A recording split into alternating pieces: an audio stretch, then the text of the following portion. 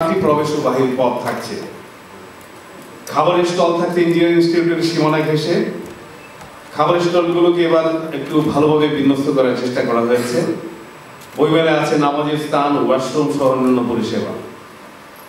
শিশু চত্বর মন্দির গেটের প্রবেশের ঠিক ডান পাশে বড় পরিসর রাখা হয়েছে, যেন শিশুরা অবাধে বিচরণ করতে পারে এবং তাদের কাঙ্ক্ষিত বইটি সংগ্রহ করতে পারে। বইমেলায় বাংলা একাডেমি এবং মেলায় অংশগ্রহণকারী অন্যান্য প্রতিষ্ঠান 25% কমিশনে বই বিক্রি করবেন। প্রতিদিন বিকাল 4টায় বইমেলার মূল মঞ্চে সেমিনার ও সন্ধ্যায় থাকবে সাংস্কৃতিক অনুষ্ঠান। বাংলা একাডেমির 3টি প্যাভিলিয়ন এবং শিশু কিশোর উপযোগী প্রকাশনার বিপণনের জন্য একটি স্টল থাকছে। 8 ফেব্রুয়ারি এবং 15 ফেব্রুয়ারি ব্যতীত প্রতি শুক্রবার ও শনিবার মেলায় সকাল 11টা থেকে 1টা পর্যন্ত শিশু প্রহর থাকবে। অমর একুশে উদযাপনের অংশ হিসেবে শিশু কিশোর চিত্রাঙ্কন, আবৃত্তি এবং সঙ্গীত প্রতিযোগিতার আয়োজন থাকছে।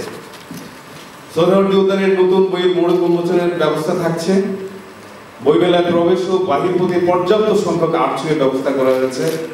মেলার সার্বিক নিরাপত্তার দায়িত্ব পালন করছেন বাংলাদেশ পুলিশ, র্যাব, আনসার ও বিভিন্ন গোয়েন্দা সংস্থা। নিশ্চিত নিরাপত্তার জন্য মেলায় এলাকা জুড়ে 300 শতাধিক ক্লোজ সার্কিট ক্যামেরার ব্যবস্থা করা হয়েছে। বইমেলা পলিথিন ও ধূমপান মুক্ত থাকবে। মেলা প্রাঙ্গণ ও পার্শ্ববর্তী এলাকায় দোয়েল চত্বর থেকে চাঁদখানপুর টিসি থেকে নীলক্ষেত পর্যন্ত নিরাপত্তার স্বার্থে পর্যাপ্ত আলোর ব্যবস্থা থাকবে।